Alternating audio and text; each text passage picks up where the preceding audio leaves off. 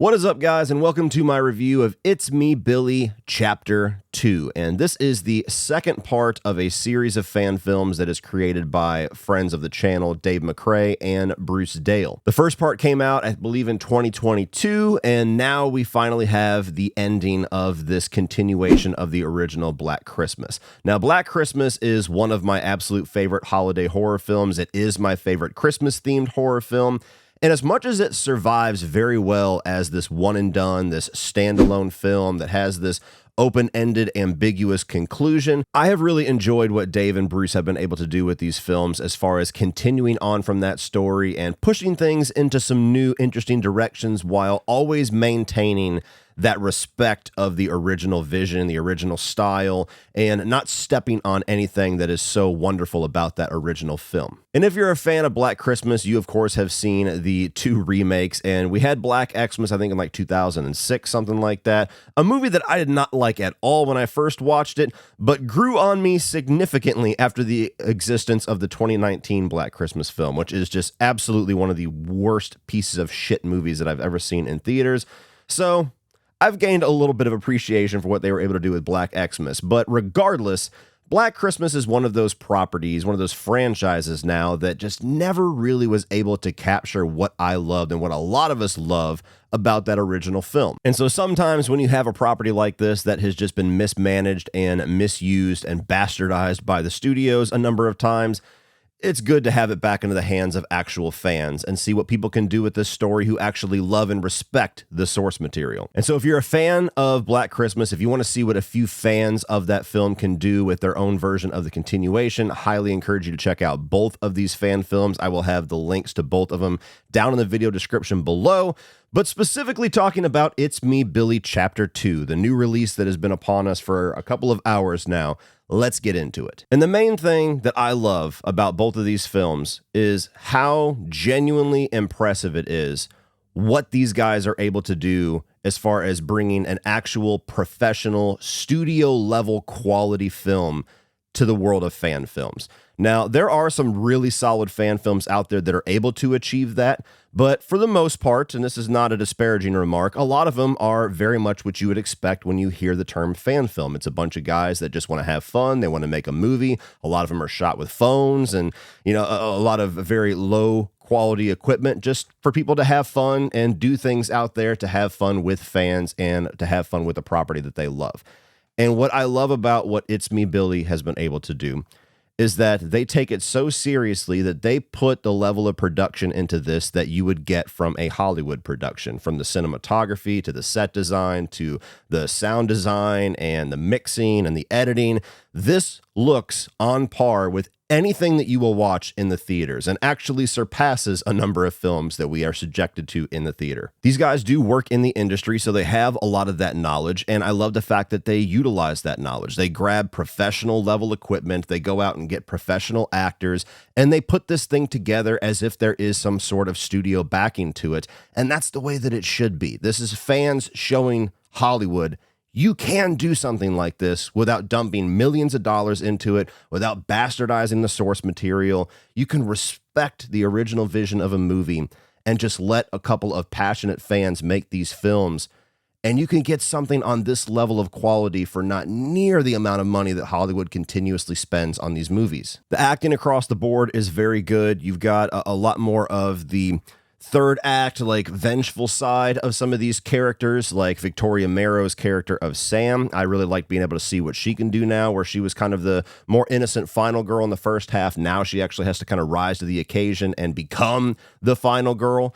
And you also have Lisa Kovac in here as Jess. Now, there was a giant gut punch early on in the production of this film where we were slated to have Olivia Hussey return to the role of Jess Bradford, and she was cast in it, and it was all lined up. And then unfortunately, if I remember correctly, she fell ill right about the time that they were getting ready to shoot, and so they immediately had to pivot. They had to recast the role. And for as much as that was a gigantic upset for a lot of us fans that were waiting on this, I can only imagine how upsetting that was for Dave and Bruce, because that was one of the biggest pieces of this second half that they were really looking forward to. But with that being said, with that in mind, I think that Lisa does a great job in this role. I think that she embodies that character very well. She looks close enough to Jess where it's not like a distraction or anything like that.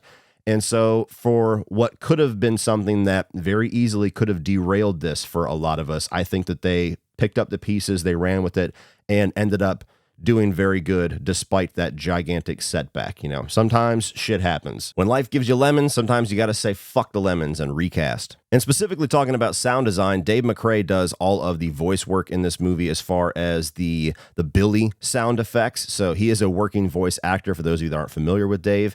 And it's, again, very impressive how much he's able to do. Just one man's voice is able to characterize all these different things going on in these scenes. And those phone calls is probably the most iconic part of that original Black Christmas, certainly one of them. And the way that they've been able to transfer that over to It's Me, Billy Chapter 1 and even It's Me, Billy Chapter 2 is something that is just a great detail to have in there. It's absolutely a staple for Black Christmas. And to know that one guy does all those different sounds and voices by himself is just fucking crazy. And as far as the story, if you watched the first It's Me, Billy and you were invested and you got to the end of it and you were hungry for more, I think this does a great job at wrapping up the entire Black Christmas saga, if you will. This second half is basically all the payoff. It is all of the rising actions to the climax. It is the third act of this story, essentially. And so you have a lot going on. It moves very quickly. There's not a ton of pausing for exposition here. And I think they do a good job at giving you a lot of different sequences here that deliver that Black Christmas experience. Like one in particular, which I don't want to spoil, where you have Victoria Marrow essentially following the sound of a cell phone receiving text messages.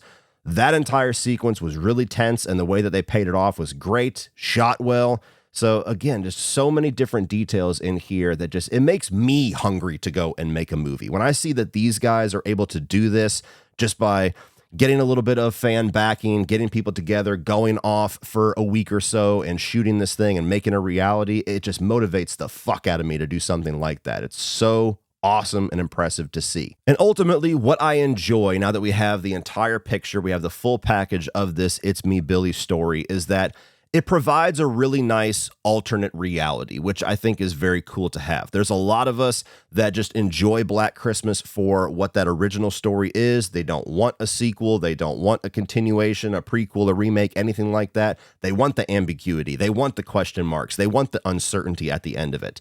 And I totally champion all of that.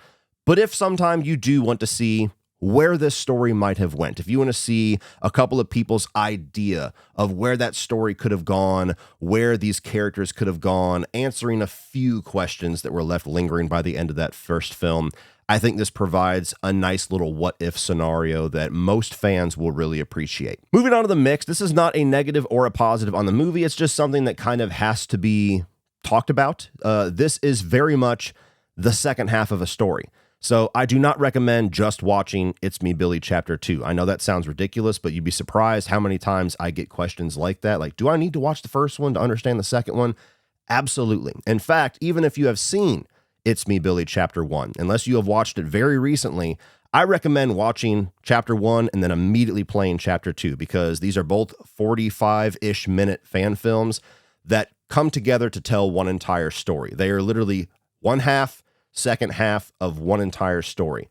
So the film, I don't think, survives on its own as its own individual experience, nor do I think that it was ever crafted to be that. So just know that walking in. Don't click play on this and expect to be completely in the know of what's happening and to have some setup and some exposition to get you into everything. It starts right where the first half ends, and it's nothing but off to the races until the credits roll. So watch the first half and then follow it up with this new second half. So watch It's Me, Billy, and then immediately follow it up with Chapter 2. Moving on to the negatives, and this is not a big one, and I'm going to try to describe it carefully because I don't want to lean into spoilers, but there is a plot element in here that is kind of explaining how Jess got back into the warpath of Billy and Agnes, essentially. And so they have this recurring plot point that's brought up where Jess has uncovered something about that original night in the original Black Christmas, something that is going to definitively put an end to the ambiguity of that night and close the cold case forever. And we end this without knowing a whole lot about what exactly she found, what exactly it was. And I think that was intentional to just keep some of that ambiguity in the tone and the approach of the original film. And of course, there's also the possibility that you could answer too much and you can give an unsatisfying answer when the question mark is more appealing sometimes. So I do think it was deliberate. But if we're going to go down this path of continuing on that first film and trying to wipe away some of those question marks and actually give definitive answers to certain things, I was, by the end of this, hungry for a little bit more of an answer. I was hungry for a little more information, especially given how many times this reveal was kind of teased in this second half. So that's just the only thing that lingered by the end of it. I was like, I would have liked to know a little bit more. But overall, guys, as I have said, if you're a fan of the original Black Christmas, do yourself a favor. Check out both It's Me Billy and It's Me Billy Chapter 2. Nothing but hats off to what Bruce and Dave were able to craft with these two. Continuously impressive guys. And I look forward to seeing what they do in the future. I've heard whispers that they want to eventually do some original horror after this, after cutting their teeth on It's Me Billy. Cannot wait to see what comes of that. So if you're a fan, definitely check that out in the video description below and let me know what you thought. Well, that's it for this one, guys. If you enjoyed that, click over here for all my 2024 new release reviews. I'm also going to put my review of It's Me Billy Part 1 up here from a couple of years ago. Please like, share, hit that subscribe button, and go subscribe to Dave McRae as well while you're at it. And as always, remember, opinions are like assholes, but that doesn't mean you have to be.